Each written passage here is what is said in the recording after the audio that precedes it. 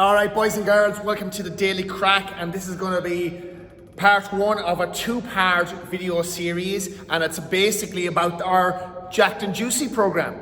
So today, part one is basically how we build muscle, and the part two will take you through how you approach the program, because listen, there's been a lot of interest in what I've put out there the other day. And this is a free 6-week program where you'll follow along on my Instagram page, Damo CrossFit, where I'll post the program just on a weekly basis and then on a daily basis. Then follow my Instagram stories or videos that I pop up to show you kind of the movements, and I'll give you tips and techniques on the way you should approach these movements. Now, I'm a CrossFit gym owner. I do a lot of CrossFit all the time, but I do a lot of this bodybuilding stuff, and there's a lot of reasons why you need to build muscle, and there's a lot of reasons why it's important to do it for CrossFit.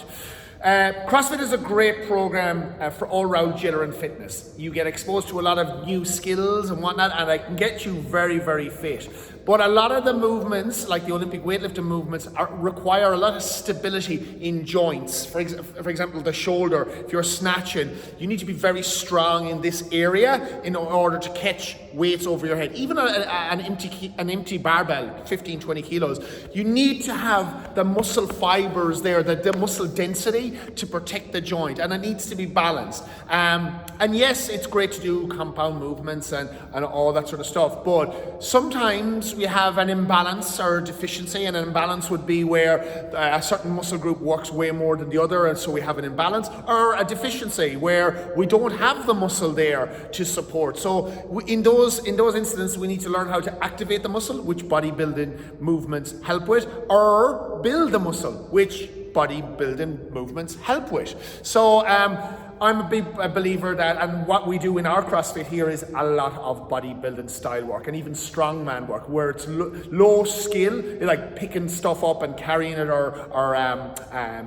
dragging stuff, very stuff that your body can do quite easily, compared to doing something like an Olympic weightlifting movement, where it's very highly technical movement.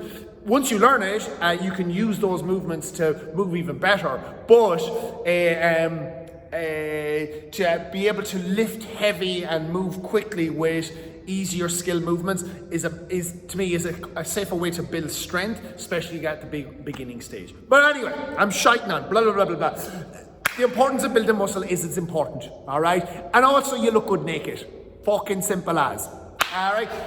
But guys, building muscle is always the goal. That's fucking with guys all the time anyway. Females out there, you fucking need to build muscle as well. Man, like, females with muscle on their body, we're not talking Arnold Schwarzenegger shape, but I'm talking women that have muscular shape. It's as sexy as fuck, man. Like, the clothes that you wear look even fucking better on you, and it just looks good. And if you're out there with the mentality that you don't want to build muscle because you think you're going to look bulky and whatnot, then fuck off. Like, go to another channel and follow some other fucking program, because that day is long gone. Women with muscle is fucking sexy. Simple as, okay? And more muscle means you're going to burn more calories.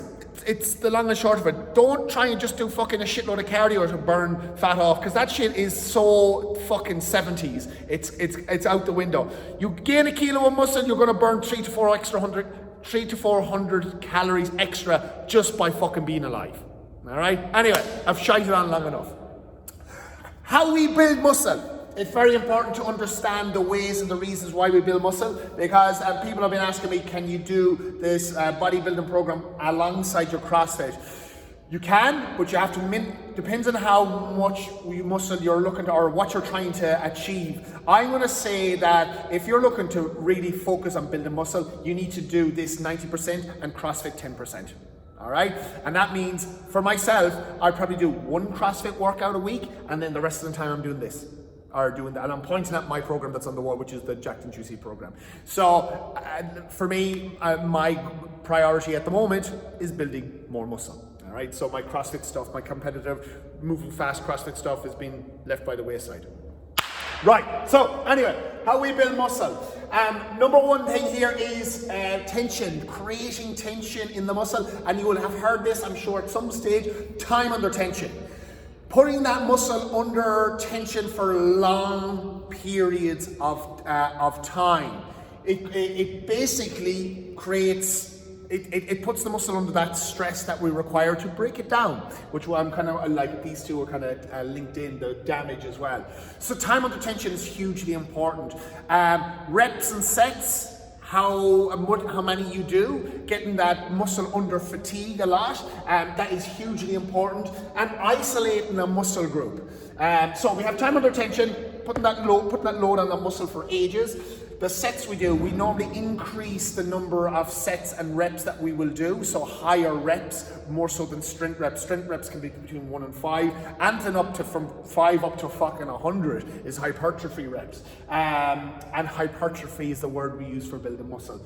And then we isolate a muscle group. Let's say we work on the pecs. I might pick 3 to 4 different exercises to just work the pecs alone. That might be from bench press, which is a compound movement, to pec flies. So we're doing a lot of work on the single muscle. And what we're trying to aim to do here is create damage. We're trying to create damage in the muscle fiber. So once you've damaged something, it will build back stronger. It will build back thicker. And this is what we're looking to achieve when it comes to building muscle. This is hugely important. And we always want to go, we don't want to stop at the point where we're just tired. We want to go to failure. And that means, okay, let's say I wouldn't be happy with someone just doing 5 or 6 reps and then at rep 6 that they're failing. That's probably not getting us to where we want to be. I want them to do more reps. I want them to work up to like 10, 12, and then, okay, now we're really struggling. So that's when your spotters behind you are giving you a little bit of a help with the elbows, and you're getting that extra 2 or 3 reps out, moving into failure, and then that's when we're really hitting the magic point, when we're really starting to break down those muscle fibers. So that's hugely important, failure and forced reps. And this is all creating metabolic stress. Metabolic stress is, and how do you know you're creating metabolic stress? Well, you get a pump. You know, that's what they talk about in the gym. It's inflammation going into the area, because if you're getting myofibril breakdown of the muscle fibers, like they're breaking apart. So because they're breaking apart, you're getting an influx of fluids and blood to that area, and because the healing wants to start immediately. But we want to create enough fiber breakdown that we're going to get a good enough build. So that's what metabolic stress is. And yeah, as I said, that's the pump. Okay, but there's a difference between just doing a couple of weights and just getting pumped up before you head out on a Saturday night and actually creating muscle fiber breakdown. And it takes experience. If you're not familiar with a bodybuilding program, this shit takes a little bit of time just to get your head around and just to feel what you should be aiming for, especially if you've just done CrossFit. CrossFit's all about moving fast, and you're using the muscle fiber like an elastic band. You're bouncing and springing out of it. But here we need to approach it differently. We need to move slower. As I said, more time. Like, let's say we're doing back squats. Sometimes people in CrossFit, they have a set of maybe high reps back squat, and they just want to get them done as quickly as possible. That goes against building muscle. You want to stay with that weight on you for as long as you can. So I would rather someone do fucking 5 reps and take a full minute and a half to do them, rather than do 20 reps in 30 seconds. Do we see where we're going here? So time under tension, massively important. And then finally, rest. Okay, rest is vital here. You don't build muscle when you're doing the hypertrophy work. You break it down. So when you break it down, it needs to recover. So that's why you have split days where, for me, Monday is always International Chest Day. But I will train chest and legs twice a week, but not in successive days. I will give it time to recover. So from Monday, I can feel my chest is quite sore already, and this is Wednesday, but I'll probably train chest tomorrow again. So you gotta give time, and it's always, like for a muscle group, as long as you train it hard enough, 24 to 48 hours of recovery.